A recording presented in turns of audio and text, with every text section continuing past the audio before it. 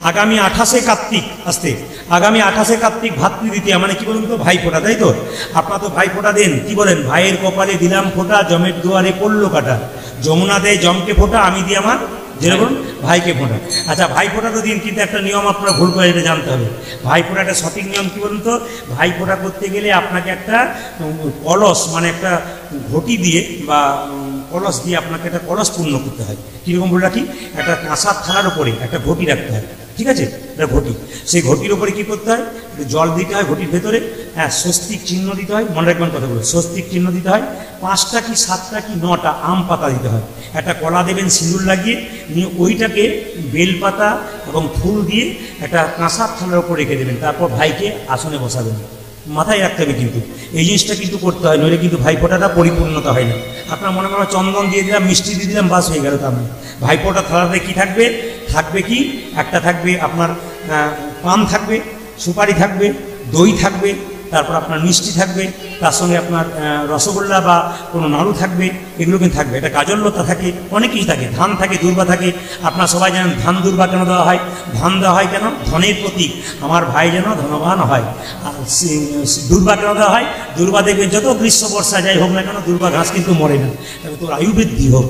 ঘাসটা দেওয়া হয় কেন? আয়ু বৃদ্ধি হওয়ার জন্যে। আর ধানটা দেওয়া হয় কেন? ধনবান হওয়ার জন্য। এই জন্য ভাইফোঁটা আপনারা 28শে কার্তিক সবাই পালন করবেন। এই মাসটা কি মাস? কার্তিক মাস। কার্তিক মাসে কিছু জিনিস মানবেন, গোবিন্দ আপনার কাছ থেকে যাবে না। এই মাসটা কিন্তু বিখ্যাত মাস, কেন বলুন তো? 12টা মাসের মধ্যে 3টে মাস খুব গুরুত্বপূর্ণ, একটা বৈশাখ মাস, একটা মাঘ মাস, আর একটা হচ্ছে কার্তিক মাস। আবার এই 3টে মাসের মধ্যে শ্রেষ্ঠ মাস কোনটা? কার্তিক মাস। এই মাসটার নাম নিয়ম সেবার মাস, এই মাসটার নাম হচ্ছে দামোদর মাস। এই মাসটাতে স্বয়ং গোবিন্দ দাম বন্ধন লীলা করেছিল। দামোদর নাম কেন হলো মাসটার নাম? গোবিন্দের পেটটাতে, দাম মানে দড়ি আর উদর মানে পেট, গোবিন্দের পেটে মা যশোদা দড়ি দিয়ে খালি খাবো খাবো করে, এই জন্য বেঁধে রেখেছিল দাম উদর। দামোদর মাস, দাম বন্ধন লীলা গোবিন্দ করেছিল। এই জন্য আপনাদের কাছে নিবেদন রইল, যে যেখানে বসে আছেন মন দিয়ে শুনবেন। এই দামোদর মাসে কতগুলো গুরুত্ব আছে, বলবো না, বাদ দিয়ে দেবো, আজকে বলেই যাই, শুনে নিন। এই দামোদর মাসে, হ্যাঁ হ্যাঁ, আচ্ছা আচ্ছা, শেষ নেই, বাবা বলেছেন বলতে হবে, বেশ, এই দিকে তাকাবেন, মন দিয়ে শুনবেন। দামোদর মাসে কিছু কিছু কাজ আছে যেগুলো করতে হয়, বাবারা জানেন, আপনাদের একটু বুঝিয়ে দিই। ব্রাহ্ম মুহূর্তে উঠতে হয়, স্নান করতে হয়। এখন বলবেন ব্রাহ্ম মুহূর্ত কাকে বলে? সূর্য ওঠার 1 ঘন্টা 36 মিনিট আগে ওটাকে বলা হয় ব্রাহ্ম মুহূর্ত। অথবা একটা দৃষ্টান্ত দিচ্ছে, কি বলুন তো? আকাশে দেখবেন রাত্রি 3টের পর যে তারা থাকে, রাত্রি 3টের পর তারা থাকে, তারা যতক্ষণ থাকে ওই সময়টা কিন্তু ব্রাহ্ম মুহূর্ত। তারা যখন আপনার মিলিয়ে গেল তখন কিন্তু ব্রাহ্ম মুহূর্ত নেই। 3টের পর থেকে যতক্ষণ তারা থাকবে আপনি স্নান করতে পারবেন। তাহলে ব্রহ্ম মুহূর্তে আপনি স্নান করলেন, স্নান করার পরে কি করতে হবে? মা, একটা শুভ্র পোশাক পরবেন, দাদা ভাইদের সবার করতে হবে। পোশাকটা পরে কি করবেন? ভগবানের জপ করবেন। গঙ্গায় স্নান করলে ভালো, প্রতিদিন তার গঙ্গায় যাওয়া যায় না। গঙ্গা জল বাড়িতে স্নান করছেন ভোরবেলায়, গঙ্গা গঙ্গা গঙ্গা বলে মাথায় নিয়ে ব্যাস, শাস্ত্র বলছে, আমি বলি এটা করলে কাজ হয়ে যাবে। তো সবার কাছে নিবেদন রইল, স্নান করার পর পবিত্র পোশাক পরে ভগবানের নাম করবেন। অন্যান্য মাসে নাম করলে যে গুণ পাবেন, কার্তিক মাসে নাম করলে তার 1000 গুণ লাভ হয়ে যায়। এই জন্য কার্তিক মাসটার গুরুত্ব আছে। কার্তিক মাসে যখন যেখানে কীর্তন হবে, কার্তিক মাসে যখন যেখানে রামায়ণ ভাগবত পাঠ হবে, আপনি গিয়ে বসবেন, সব কাজ ত্যাগ করে। কেন? এই মাসে যত হরিকথা শুনবেন তত কিন্তু আপনার জীবন আরো সুন্দর হবে। হ্যাঁ, কার্তিক মাসটা চেষ্টা করবেন নিরামিষ খাবার। কার্তিক মাসটা চেষ্টা করবেন, কি বললাম? নিরামিষ খাবার। আমি বাবাদের জন্য বলছি না। অনেকে বলছে আপনি তো নিরামিষের কথা বলছেন, সপ্তমী পরে অষ্টমী সেনালো গেল, নবমী দশমী বাজারে যা চলছে, আর কি থাকতে পারি? তারপর বাড়িতে এত কুটুম্ব আসবে, না এনে থাকতে পারি না, কি বল? না না, আমি আপনাদের বলবো, হিন্দু ধর্ম হচ্ছে, সনাতন ধর্ম হচ্ছে ত্যাগের ধর্ম, এ কিন্তু ভোগের ধর্ম না। লালা বাবু এত সম্পত্তির মালিক, ত্যাগ করে চলে গেলেন গোবিন্দ ভজন করবার জন্য। কত দৃষ্টান্ত নেবেন আপনারা? কত বড় বড় গোস্বামীরা, নরোত্তম দাস বাবাজি, কি অভাব ছিল নরোত্তম ঠাকুরের, বলুন, সংসার ত্যাগ করে চলে গিয়েছিল। ত্যাগ নইলে গোবিন্দকে পাওয়া যায় না। আপনি বলবেন আমি ভোগও করবো আর গোবিন্দকে ভজন করতে না, কিছু ত্যাগ স্বীকার করতে হবে।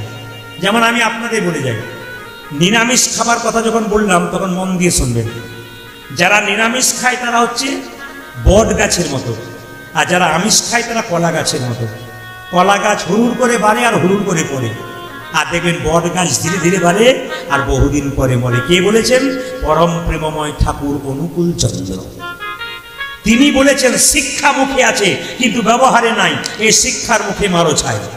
লোককে শিক্ষা দেবে তিনি আর নিজেই মানবে না, তাহলে এ শিক্ষার কোনো দাম নাই। যা বলবে তোমাকে মানতে হবে, তবে তোমার দাম আছে। ঠাকুর প্রেমময় এই কথাগুলো আমাদের সামনে ছুড়ে দিয়েছেন। মায়েরা, যারা দেখবেন নিরামিষ খায় তারা দেখবেন চেটে চেটে জল খায়, আর যারা আমিষ খায় তারা কি করে খায়? হ্যাঁ, কি করে খায়? ওটাকে কি বলা হয়? এমনি করে খাচ্ছেন ঢক ঢক ঢক করে, যেটাকে আমরা সাধারণ কথা পুঁয়ে খাই বলা হয়, পিবে পিবে খায়। তা এখন কথা হচ্ছে জল চেটে চেটে খাচ্ছে কে বলুন তো? জল চেটে খায় কেন আপনার জানা নেই? বাঘ খায়, বিড়াল খায়, কুকুর খায়, আর আমরা পিবে পিবে খাই, জল পুয়ে খাই। তাহলে আমরা কি খাবো? নিরামিষ খাবো।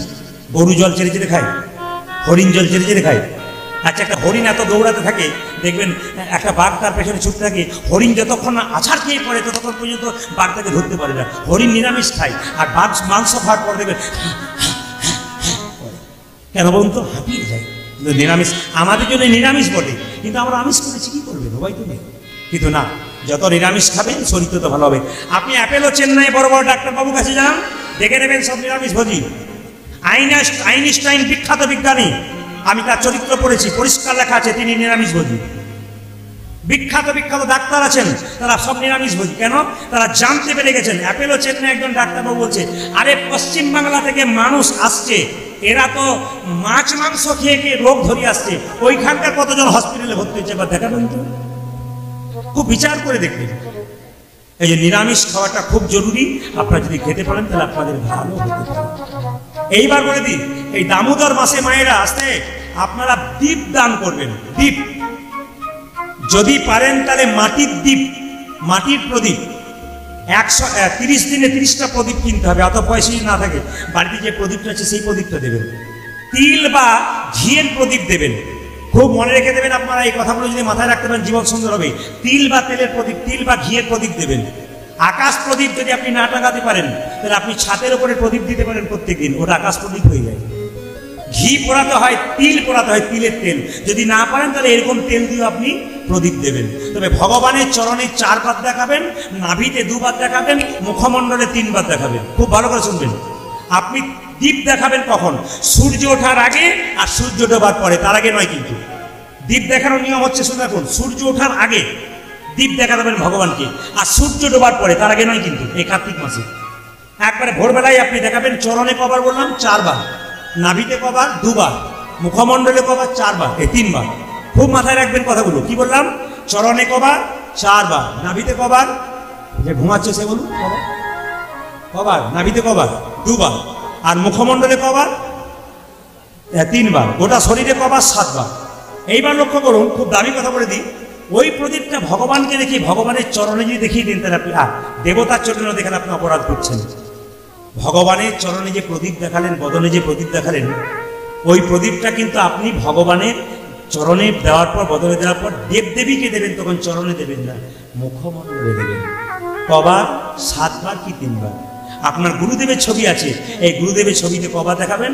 সবাই লক্ষ্য করুন, 7 বার কিংবা 3 বার। চরণে কিন্তু দেখাবেন না, তাহলে কিন্তু আপনাদের অপরাধ হয়ে যাবে। এই দামোদর মাসটা আপনারা পালন করুন, খুব বিখ্যাত মাস। যদি পারেন কার্তিক পূর্ণিমা থেকে, আমি আগে বললাম এই কটা দিন এখন পুজো চলছে, যা করছেন করুন, কিন্তু কার্তিক পূর্ণিমা থেকে, কোন পূর্ণিমা? রাস পূর্ণিমা, অথবা এই শুক্লা একাদশী থেকে ওই শুক্লা একাদশী, মানে একবারে উত্থান একাদশী পর্যন্ত আপনারা করতে পারেন। যেরকম রাধা রানী কি, শ্যাম সুন্দর কি, মদন মোহন কি, কোজাগরী লক্ষ্মী পুজো। কোজাগরী মানে কি মা? ও জাগরী মানে কে কে জেগে আছে মা লক্ষ্মী দেখবে। মা লক্ষ্মী পুজো 4 প্রহরে হয়, 4 প্রহরে হয়। ওই জন্য সারাত্রি জাগতে হয়। এইদিকে এদিকে জাগতে হয় কেন মা? লক্ষ্মী ঢোকে আর অলক্ষ্মী জেনে বলুন বেরিয়ে যায়। এদিকে তাকাবেন, লক্ষ্মী ঢোকে অলক্ষ্মী বেরিয়ে যায়। তার মানে সেদিন লক্ষ্মী ঢুকবে লক্ষ্মীকে ডাকার মতো ডাকবেন, তবে ঢুকবেন না, নিতাই গৌর হরিবোল হয়ে যাবে। এবং গত বছর আমি বীরভূমে আমার গান ছিল, আমি যাচ্ছি, আমার এক বন্ধু বলছে, প্রদীপ টাকা পয়সা হাতে নেই, ব্যবস্থা করে দিন, ধার নিয়ে নি। বলছে না না, তুই তো কীর্তন করিস, একটা পদ্ধতি বল যে একজন লক্ষ্মী ঢুকবে। তোর ভাই তো কোজাগরী পূর্ণিমা, দরজা খুলে দিবি সারা রাত্রি, লক্ষ্মী ঢুকবে, ঠিক মতো ডাকবি, দেখবি লক্ষ্মী ঢুকবে আর লক্ষ্মী বেরিয়ে যাবে। বলবি এসো মা লক্ষ্মী, বসো মা ঘরে, আমার ঘরে থাকো মা, অন্ধকার করে। আমি ভুল বলে ফেললাম নাকি? ও আচ্ছা আচ্ছা, ভাগ্যিস আপনারা এসেছিলেন, না আমি ভুল করেছিলাম, আমার জানা ছিল না ভাগ্য আপনারা এসেছিলেন। এদিকে এসো মা লক্ষ্মী, বসো মা ঘরে, আমার ঘরে থাকো মা, আর বলবেন তবে তো নাকি, না বললে আসবে কেন? এখনও কিছুই করে না, সারা রাত্রি দরজা খুলে দিয়েছি, সকালবেলা যখন যাচ্ছি গালে হাত দিয়ে বসে আছে, কি রে দরজা খুলেছিলি? লক্ষ্মী ঢুকেছিল? না। কি ঢুকেছিল? চোর ঢুকে দিয়েছে।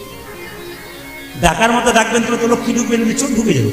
তো সবাই লক্ষ্য করুন, যেই না বলেছে কোজাগরী পূর্ণিমার কথা বললাম, মা লক্ষ্মী যদি আপনারা বাড়িতে রাখতে চান, একা লক্ষ্মী রাখবেন। অনেক মেয়েরা বলে না, এত টাকা পয়সা আসছে দাদা, ঘরে রয়েছেই না টাকা, খালি চঞ্চলা। লক্ষ্মী চঞ্চলা হয় কখন? একা রাখবেন, নারায়ণের সঙ্গে রাখবেন, লক্ষ্মী স্থির থাকবে। আপনার বাড়িতে অনুষ্ঠান হচ্ছে, মেয়েকে নিমন্ত্রণ করলেন, জামাইকে খুব একটা বলেননি, মেয়ে এলো, কিন্তু মেয়ে চঞ্চলা কেন বলতো? ওকে কিছু বললো না, ভালো করে বললো না, তাই কি কোনো গন্ডগোল হবে না বাবা, ওর খাওয়াটা পেটে ঢুকবে না, মন ওকিল থাকবে। তা লক্ষ্মীকে একা রাখবে না, নারায়ণকে রাখবে না, তাহলে লক্ষ্মী চঞ্চলা হয়ে যাবে না? খুব যুক্তি করে বুঝাচ্ছি আপনাদের সহজ করে। লক্ষ্মীকে বাড়িতে নারায়ণকে রাখতে হবে। তবে লক্ষ্মীকে কিভাবে রাখবেন? লক্ষ্মী 3 ভাবে রাখা হয়, দেখুন তো গুণে হিসাব করে ঠিক হচ্ছে কিনা। পদ্ম ফুলের মতো ফুলের ওপর লক্ষ্মী থাকে, যেটা বলুন হ্যাঁ না। পেঁচার ওপর একটা লক্ষ্মী থাকে, ঠিক বলুন হ্যাঁ না। আর একটা লক্ষ্মী দেখবেন, আপনারা দেখেননি, খুব কম দেখেছেন, দেখবেন হাতির উপর লক্ষ্মী থাকে। বাড়িতে 3টে লক্ষ্মী শুভ, সবচাইতে শুভ লক্ষ্মী কোনটা বলুন তো? হাতির ওপরে যে লক্ষ্মী বসে আছে, সেই লক্ষ্মী বাড়িতে রাখলে সবচাইতে শুভ। হাতির ওপরে যে লক্ষ্মী বসে আছে, আর নারায়ণ বসে আছে কোথায়? গরুরের ওপরে। লক্ষ্মী পুজোতে ঘন্টা বাজাবেন না, কারণ বলুন তো, ঘণ্টকর্ণ নামে এক দেবতা কানে ঘন্টা ঝুলিয়ে বাজাতে বাজাতে রাস্তায় রাস্তায় যায়, আর লক্ষ্মী তাতে খুব বিঘ্ন হয়। ওই যে লক্ষ্মী যখন যেখানে থাকে, কলহ সেখানে চলবে না, বিবাদ সেখানে চলবে না। যে বাড়িতে কলহ বিবাদ ঝঞ্ঝট লেগে আছে, লক্ষ্মী সেখান থেকে নিতাই গৌর হরিবোল হয়ে যাচ্ছে। একটা মহিলা, একজন নারী 3টে জিনিসের জন্য নষ্ট হয়ে যাবে। আজকে আপনাদের বলে দিই, একজন নারী 3টে জিনিসের জন্য নষ্ট হয়, নিজেকে শেষ করে দেয়। প্রথম, কথায় কথায় জেদ করে, কথায় কথায় স্বামীর সঙ্গে, সংসারের সঙ্গে জেদ করে, কথায় কথায় রাগ অভিমান করে। 2 আর 3 হচ্ছে, বাবার বাড়ির পরামর্শে কোনো মেয়ে যদি শ্বশুর বাড়ির সংসার চালায়, তবে তার ধ্বংস অবশ্যই নিশ্চিত। মানে আমি বুঝতে পারলাম আপনাদের এখানে পার্টি অনেক আছে, হাততালি করবে, অন্য জায়গায় তো পড়ে না, খালি হঁ হঁ বলে, কিন্তু আপনারা কিন্তু হাততালি দিচ্ছেন, মানে পার্টি শুধু এইখানে আছে তা না, আমার সব জায়গায়। কিন্তু তুমি যদি মনে করো যে একটা সংসার ভাঙবো, তাহলে তোমার ছেলেকে যে মানুষ করছো, সে যখন বড় হবে, তার পাশে যেজন আসবে, তোমার সংসারও ভাঙবে, সেই দিন তুমি বুঝবে আমি কি করেছিলাম। সোজা একবারে পাক্কা কথা, অপেক্ষা করতে হবে। কেন? নিচে তাল গাছের নিচে বাগড়া খসে, ওপর বাগড়া হাসে। নিচে বাগড়াটা খসতে খসতে বলে তোমারও একদিন এরকম আছে। কিন্তু আমরা খুব বোকা, কেন? আমরা বুঝতেই পারি না, এই জন্য তো বোকা। কিছু মনে করবেন না, যেখানে দেখবেন কসাইখানা ছাগল কাটা হয়, একটা ছাগলকে কেটে ছুলে চামড়াটাকে টাঙিয়ে দিয়ে মাংসটাকে কাটছে, লক্ষ্য করুন, একটা ছাগল দিব্যি বসে বসে ওখানে কাঁঠাল পাতা চিবোচ্ছে, ও জানে না এরপরে এর লাইনটা আছে। আমরাও সেরকম ছাগলের মতো শুধু কাঁঠাল পাতা চিবোচ্ছি, একবারও তাকাচ্ছি না যে আমারও এরপরে এই দশা আছে। আপনি ভাবছেন কি? আপনি কাঁদালে ভাবছেন আপনি কি সুখে থাকবেন নাকি? একবারে সুখে থাকবেন না। এই জন্য কোজাগরী পূর্ণিমা লক্ষ্মী পুজোর কথা আপনাদের বলে দিলাম। যদি পারেন তবে শ্রীসূত্র বলে একটা বই আছে, যদি দোকান থেকে কিনতে পারেন, তার কতগুলো শ্লোক আছে, পড়তে পারলে ভালো। যদি পড়তে না পারেন, শ্রীসূত্র বইটা কিনবেন দোকান থেকে, কিনে মাথায় ঠেকাবেন, মা লক্ষ্মীর চরণে রাখবেন, অনেক উন্নতি আছে। কিন্তু এই যে প্রণাম আপনারা করছেন, আপনাদের বলে দিই, প্রণাম করার নিয়ম তো আপনারা ইউটিউবের মাধ্যমে শুনেছেন। সাষ্টাঙ্গে প্রণাম মানে 6টা অঙ্গ মাটির সঙ্গে ঠেকাবেন, মায়েরা নয় বাবারা। কোন 6টা অঙ্গ?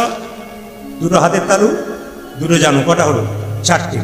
একটা বক্ষ, নাসিকা। কটা হলো? 6টা। ঠিক তো? সাষ্টাঙ্গে। আবার কোনো কোনো জায়গায় নিম্নাঙ্গ করা হয়, তখন কিন্তু শুধু কপালটা ধরা হয়, বক্ষটা ধরা হয়, হাত ধরা হয়, পা ধরা হয়, মানে দুটো হাত একটা অঙ্গ, দুটো পা জানু কটা হলো, দুটো অঙ্গ, একটা কপাল কটা হলো, চারটা, একটা নাসিকা কটা হলো, পাঁচটা, বক্ষ ছটা। ঠিক আছে, এই সাষ্টাঙ্গে প্রণাম কিন্তু করতে হয়। তবে মায়েরা কিন্তু সাষ্টাঙ্গে প্রণাম করতে পারবেন না, আপনার পঞ্চাঙ্গে বা হাঁটু গেড়ে প্রণাম করবেন, এটা কিন্তু আপনাদের করতে হবে। মা দুর্গাকে প্রণাম করবেন আপনারা, যদি কাল থেকে এই প্রণামটা করেন তাহলে ভুল করছেন আপনারা। মা দুর্গাকে প্রণাম করবেন সবসময়, মাথা রাখবেন মা দুর্গাকে প্রণাম করবেন সবসময় ডান দিকে রেখে। দেব দেবীকে প্রণাম করতে ডান দিকে, এটা মা দুর্গার মন্দির তো আপনি এইদিকে মুখ করে প্রণাম করবেন। কিন্তু যদি এটা কৃষ্ণের মন্দির হয় তখন বাঁ দিকে মুখ করে প্রণাম করবেন, মানে কৃষ্ণকে বাঁ দিকে রেখে দেব দেবীকে ডান দিকে রেখে প্রণাম করতে হয়। তবে বলে রাখি, এখন তো কিছু মনে করবেন, এখন তো ছেলে মেয়েরা প্রণাম তো ভুলেই গেছে। এখন ছেলেমেয়েরা প্রণাম ভুলে গেছে, বাবা মাকে প্রণাম করে দূরের কথা, পায়ে ঠেকে গেলে কি বলে, সরি। ভালো ইংরেজি শিখেছে কি বলুন তো, সরি, মানে রেডিমেড প্রণাম আবার শিখেছে। অনেকে দেখবেন মা দুর্গা মন্দিরে দেখবেন অনেকে প্রণাম দেখবেন স্কিন টাচ প্রণাম, মানে রেডিমেড প্রণাম। এখন আর প্রণামে এত সময় কোথায় পাবে, প্রণাম করার সময় তো নেই, তাই স্কিন টাচ প্রণাম দেবে। এই জন্য আপনাদেরকে বলে রাখি, প্রণাম কিন্তু ভালোভাবে করবেন। হ্যাঁ, লজ্জা, ঠিক বলেছেন। ও মায়েরা, প্রণাম করেছে রাধারানীকে কি করে, বিন্দে পঞ্চাঙ্গে প্রণাম করলো। যখনই প্রণাম করেছে তখন বিন্দে, যা তুই আমার গোবিন্দকে এনে দে। যেই না বিন্দে চলে যাচ্ছে অমনি সঙ্গে সঙ্গে আবার ফিরে আসছে, তুই ফিরে এলি কেন? সঙ্গে সঙ্গে বিন্দে বলছে, ফিরে এলাম কেন জানিস, গোবিন্দ যখন বৃন্দাবনে ছিল একটা দস্তখত তোর হাতে, তোর কাছে লিখেছিল, দাসখত। বলে কিরকম, কি লেখা ছিল, সোনরাই গরবিনী, আমি যে তোমার প্রেমের ঋণী, তোমার এই নারীলাম সুদিতে, মনে করি বারবার সুদিব প্রেমের ধার, তাই হবে আমায় আবার জন্মিতে। রাধে লিখে গিয়েছিল যে তোমার প্রেমের আমি ঋণী, আমাকে আবার জন্ম নিতে হবে, ওই কাগজটা দিই। বলছে আমার পদকে আনতে যাবি, তাহলে আমার কাগজে কি দরকার আছে? বলছে সমান, মানুষের সাময়িক পরিবর্তন হলে পূর্বের কথা মনে থাকে না। যেমন ধরুন কেউ যদি রিক্সা চালায়, সে যদি হঠাৎ একটা টিকিট কেটে 5 কোটি টাকার মালিক হয়ে যায়, ও রিক্সার কথা ভুলে যায়। কেন বলুন তো, পূর্বের কথা ভুলে যায়। এখানে ছিল রাখার, ওখানে রাজা, যদি মনে না থাকে এই কাগজটা দেখাবো। আর যদি কাগজটা দেখার উপর না আসে তাহলে কি করবো, বলবো আমি রীতিমতো, ছন্দ করে দেখুন, বলবো আমি রীতিমতো, তাতেও যদি না হয় রত, বাঁধবো আমি আপন জোরে, আমার বাঁধা দেখে মথুরার লোকে যদি সুধাই মরে, বলবো আমি গরব করে, আমাদের রায় রাজা হয় পলাতক প্রজা, যদুনাথ দাস ভয় করে না কারে। তোর গোবিন্দকে প্রথমে ভালো ভালোই বলবো, আসে তো ভালো, মানে হাতে জোর করে দড়ি দিয়ে বেঁধে আনবো। রাধারানী বলছে, ললিতা যা, বিন্দে তুই যা করবি করবি, আমার গোবিন্দের হাতে দড়ি দিয়ে বাঁধিস না। বলে কেন, যে অঙ্গে চন্দন লেপন করতে গিয়ে আমার হাতগুলো কাঁপে, যদি নখের আঁচড় পেয়ে যায়, তুই দড়ি দিয়ে বাঁধবি, বধুর কত কষ্ট হবে। তাহলে বারণ করিস তুই বাঁধতে, তাহলে বলছিস কি পায়ে ধরে আনতে? বলছে না না, এমন ভাবে কাজ করবি যেন সাপও না মরে, লাঠিও না ভাঙে। মায়েরা, ভগবান এতদিন পর রাধা নাম শুনেছে, চমকে উঠে মনে মনে ভাবছে, এ ডাক তো বৃন্দাবনের ডাক নয়, মথুরার ডাক নয়, এ তো এ ডাক তো দ্বারকার ডাক নয়, মথুরার ডাক নয়, এ ডাক মধুরসী বৃন্দাবনের ডাক। কে আমায় রাধা নাম শোনালি, সে যে আমায় বিনামূল্যে কিনে নিলি। ভগবান নিজের মুখে বলে, এই জগতে যে আমায় রাধা নাম শোনায়, আমি তাকে বিনামূল্যে কিনে নিই। ওই যে রাধে রাধে বলার দরকার আছে। এইবার দেখুন কথাগুলোর প্যাঁচ দেখুন কি সুন্দর। বিন্দে একটা কাপড় পরে গেছে, যেন চিনতে না পারে, ছেঁড়া কাপড়। আমার দিকে দেখাবো, বিন্দে চুপচাপ দাঁড়িয়ে আছে, গোবিন্দ এই যে এই যে এদিকে গোবিন্দ নেমে এলো। কি নাম তোমার, কি নাম, কি নাম? বিন্দে বলল, বৃন্দাবনে বাস করি। মানে বৃন্দাবতী বলতে চাই না, বৃন্দাবনে বাস করি। বেশ, কোথা থেকে এসেছো? গোবিন্দ জিজ্ঞেস করছে। বিন্দে বলছে, কি জানি দেশেতে, কি জানি গ্রাম, কি জানি রাজার, কি জানি নাম, কি জানি হয়তো কাহারও দাসী, এখানে এসে আমি সব ভুলে গেছি। মানে গোবিন্দকে ঠাট্টা মারছে, কেন ও ভুলে গেছে বলে ও ভুলে গেছে। তুমি যেমন ভুলেছো আমি তো ভুলেছি। ভগবান তখন বলেছে, যেই না বিন্দে বলেছে একই বিন্দে বলেছে, কি জানি দেশেতে, কি জানি গ্রাম, কি জানি রাজার, কি জানি নাম, কি জানি হয়তো কাহারও দাসী, এখানে এসে সব ভুলে গেছে, সব ভুলে গেলাম। ভগবান বলছে, একই স্থান থেকে কেউ যদি অন্য স্থানে, পূর্বের কথা কি তার নাই থাকে মনে? আমি আমি তো আজকে হাওড়া থেকে এলাম, তা আমাকে যদি কেউ বলা, কোথা থেকে এলেন, ভেবে বলবো আমার মাথার দোষ আছে। একই স্থান থেকে কেউ যদি যায় অন্য স্থানে, পূর্বের কথা কি তার নাই থাকে মনে? বিন্দে তখন বলছে, আপনার মথুরাপুরীতে আছে এক অদ্ভুত ক্ষমতা, এখানে যেই এসেছে সেই ভুলেছে পূর্বের কথা, আমি একা নই, তুমিও। মনে মনে গোবিন্দ মনে হয় যে মেয়েটা মানে শক্তি বলা যেতে পারে, আমার উপরে কথা বলছে। কি নাম তোমার, কি নাম? তোমার সঙ্গে সঙ্গে গোবিন্দ বলছে কিছু মনে করো না, তোমাকে নাম জিজ্ঞেস করো, চুপ করে আছো কেন? বৃন্দে বলছে তোমার নাম কি? গোবিন্দ চালাকি করে বলছে আমার নাম হলো কি কৃষ্ণ। মানে ভ্যাংচি বলছে, কি মানে ভেঙচে ভেঙচে বলছে, মানে উল্টো করে যেন চিনতে না পারে, আমার নাম কৃষ্ণ। বৃন্দে তখন বলছে তুমি উৎকৃষ্ট, প্রকৃষ্ট না নিকৃষ্ট? কেমন উত্তর দেখুন, যে যেমন সেরকম উত্তর। বলছে না না, আমার নাম কৃষ্ণ নয়, আমার নাম কৃষ্ণ। ওই তোমার নাম যদি কৃষ্ণ, কৃষ্ণ তো জগৎময়, বৃন্দাবনে কই, এখানে কেন, সারা জগতে থাকবে। না না, আমার নাম কৃষ্ণ নয়, কৃষ্ণ নয়, আমার নাম মদন মোহন। তখন সঙ্গে সঙ্গে বৃন্দে বলছে রাধা বামে যতক্ষণ কৃষ্ণ মদন মোহন, তোমার রাধা কই? মানে যে জনে কৃষ্ণ ভজে সে বড়, সে বড়, জোরে বলুন। দু চারজন বলছেন না কেন? যে জন কৃষ্ণ ভজে সে বড় চতুর। একটা প্রমাণ দিয়ে দিই, যে জন কৃষ্ণ ভজে সে বড় চতুর কেমন? একজন বুড়িমা চোখে দেখতে পায় না, ছেলের বিয়ে হয় নাই, সোনাদানা টাকা পয়সা নাই, খুব গরিব, ভগবানকে ডাকছে 60 বছর থেকে 80 বছর। ক বছর হয়? 60 থেকে 80, মন দিয়ে ক বছর হয়? 20 বছর হয়। তো 20 বছর ধরে ডাকছে হে গোবিন্দ দেখো দাও, দেখো দাও, দেখো দাও, দেখো দাও, দেখো দাও। ভগবান এলো। বুড়ি কি চাস? 3টে জিনিস। কি কি? চোখে দেখতে পায় না, চোখ দাও, ছেলের বিয়ে হয় না, বিয়ে দাও, আমাকে সোনাদানা টাকা পয়সার মালিক করে দাও। ভগবান বলছে বুড়ি তুই ডাকলি বছর 20 শেষে এই চাইনি, তোকে 3টে দেবো না, একটা দেবো, তোকে 3টে দেবো না। বুড়ি বলছে তাই তোমাকে ডাকতেও ছাড়বো না, ডেকেই যাবো।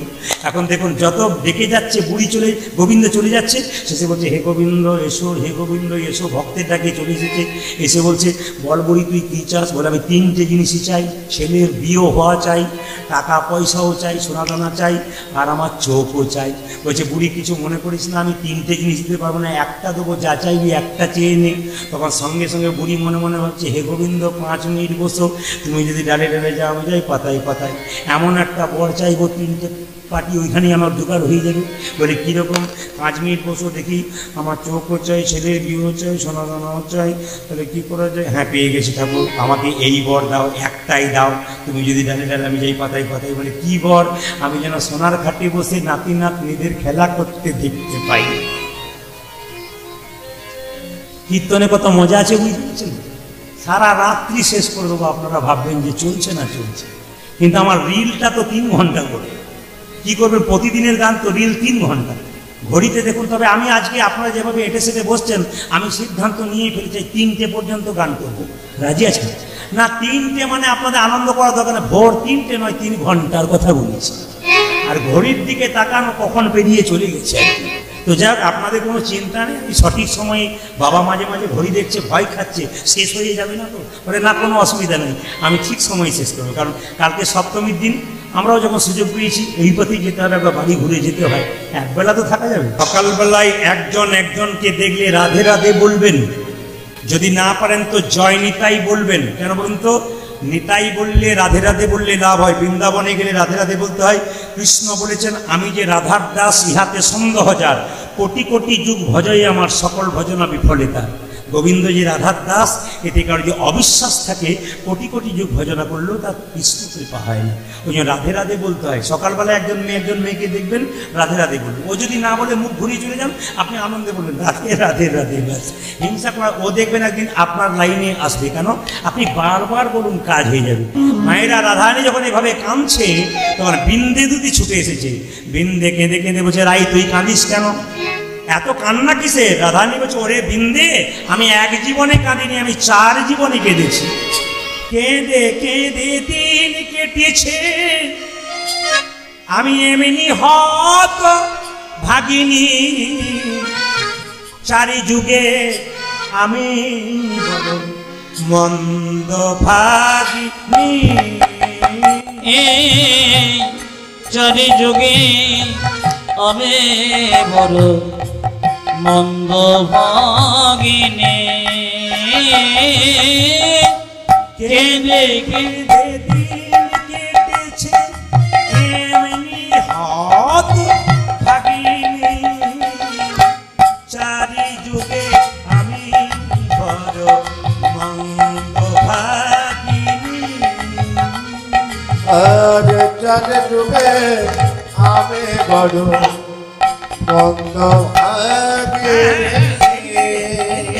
আমি আপনাদের গানের মাধ্যমে বুঝিয়ে দেবো।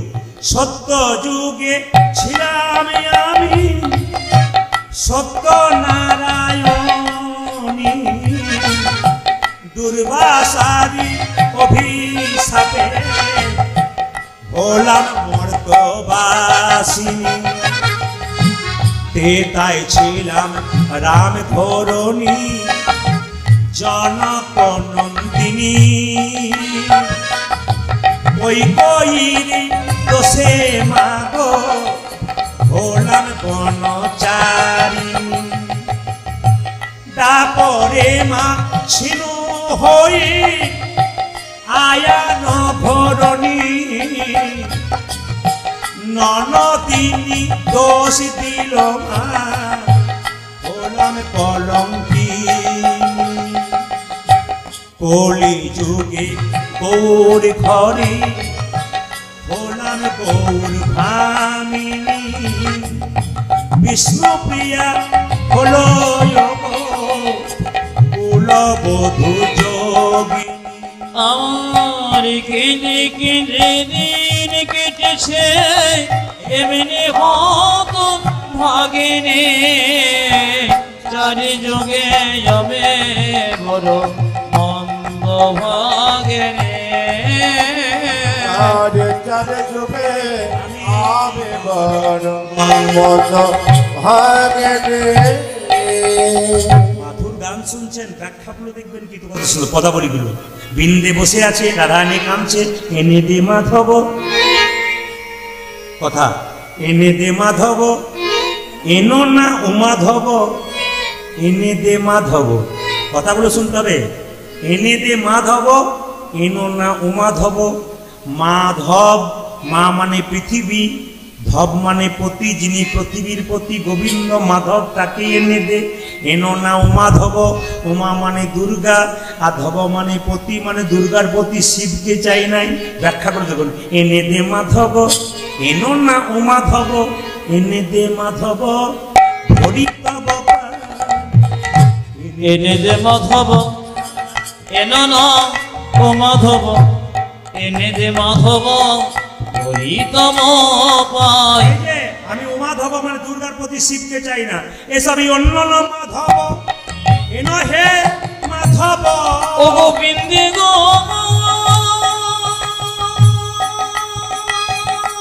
গোবিন্দে,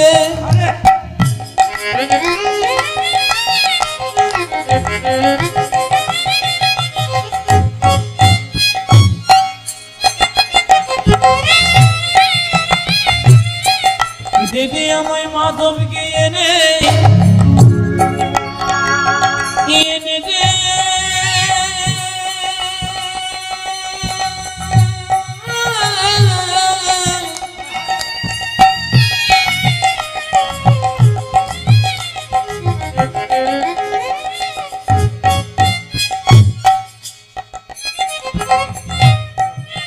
ও গোবৃন্দাবন দুটি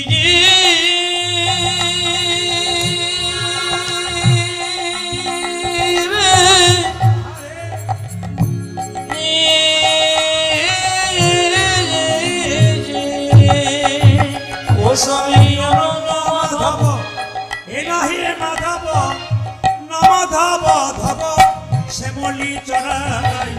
এনে দে মাধব, এনো না ও মাধব, এনে দে মাধব হরিতম পাই। এনে দে মাধব, এনো না এনো না ও মাধব, এনে দে মাধব হরিতম পাই। মন দিয়ে শুনবেন, আস্তে এদিকে দিয়ে কি সুন্দর ব্যাখ্যাগুলো আছে দেখুন পদাবলীগুলো। আমাকে সেই মাধবকে এনে যে শ্যামলী ধবলি চড়াই, সেই মাধবকে এনে দে। এই দেখাবেন যখনই বলেছে আস্তে আস্তে, যখন বলেছে আমার মাধবকে এনে দে, সঙ্গে সঙ্গে বৃন্দে বলছে তাহলে এক কাজ করতো, চরণে ধুলো না হলে তো হবে না। এক কাজ কর রাই, গোবিন্দ পেতে গেলে ধৈর্যের দরকার হয়। ধরিজং করু ধরি, ধরে যাবে করু ধরে যাও। খালি ছটফট করছে।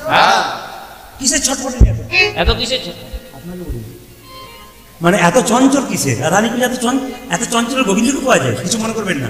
100 ভাই দাদা দুর্যোধন চঞ্চল ছিল, ভগবান পেলেন না। আর 100 ভাই পঞ্চপাণ্ডবের দাদা যুধিষ্ঠির স্ত্রী ছিলেন, ভগবান পেলেন।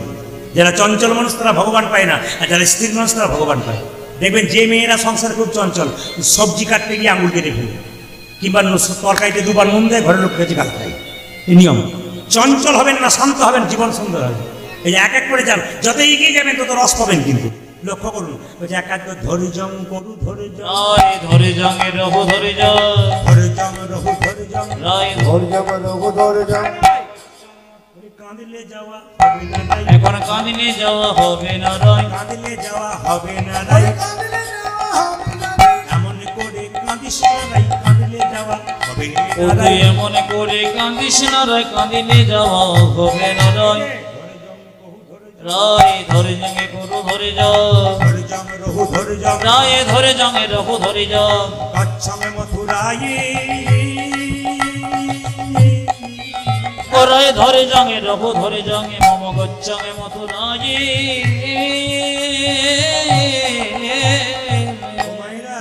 রাধারানী চরণে প্রণাম করে বিন্দে চললো আস্তে আস্তে আস্তে।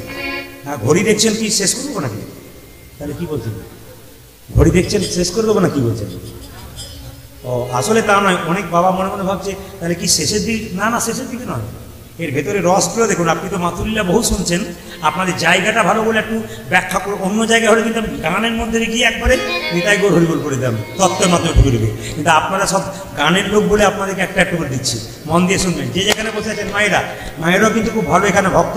দাদা ভাইরা যারা দাঁড়িয়েছেন কষ্ট করে, তাদেরকে প্রণাম জানাই, অভিনন্দন জানাই। আপনাদের পরিবারে কৃষ্ণ ভক্ত সন্তান হোক, আপনারা সুখে থাকুন, হিন্দু সনাতন ধর্ম বেঁচে থাকুক, আমি এটা চাই। গর্ব করে যেন বলতে পারে আমি হিন্দু, এটা যেন আমি বলতে পারি, গর্ব করে বলতে পারে আমি হিন্দু। মায়েরা, একমাত্র স্বামী বিবেকানন্দ 1893 খ্রিস্টাব্দে আমেরিকার দ্বিতীয় সম্মেলনে তিনি চিৎকার করে বলেছিলেন আমি হিন্দু। এত বড় গর্ব করে এখন বলার মতো ক্ষমতা আমাদের নেই। এই জন্য আপনাদের কাছে নিবেদন রইল, সনাতন ধর্মকে বাঁচানোর জন্য আপনি গর্ব করে বলতে পারবেন যে আমি হিন্দু, আমি সনাতন। আস্তে বাবা আস্তে, আমি সনাতন ধর্মের মানুষ। লক্ষ্য করুন, যে যেখানে বসে আছেন একটা একটা শুনবেন, যে যেখানে বসে আছেন। বিন্দে দুতি যখন বলছে তাহলে তোকে প্রণাম করে যাই রাই, নইলে গোবিন্দ বাবু কি করি। ওগো রাধে তোকে প্রণাম করি, ওগো রাধে, ওগো দে চরণের ধো। ও রাম ও ধরা রে, ও গো রাধে দে চরণে ধরা। রাধে দে চরণে ধরা দে, আমি রাম ওই চরণে ধরা নয়। যাত্রা করে দে চরণে ধরা।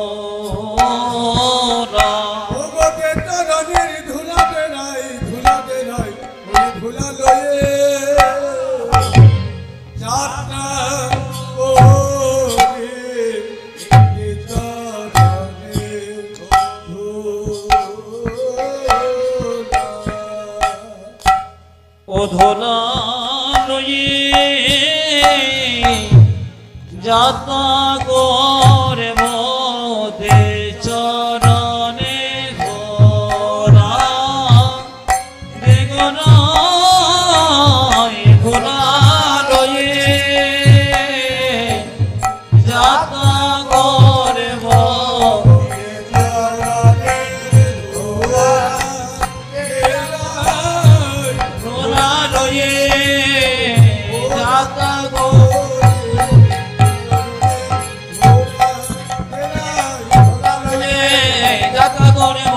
চরণে ধরা ধরা লয়ে যাতা করব দে চরণে ধরা দে ধরা লয়ে যাতা করব দে চরণে।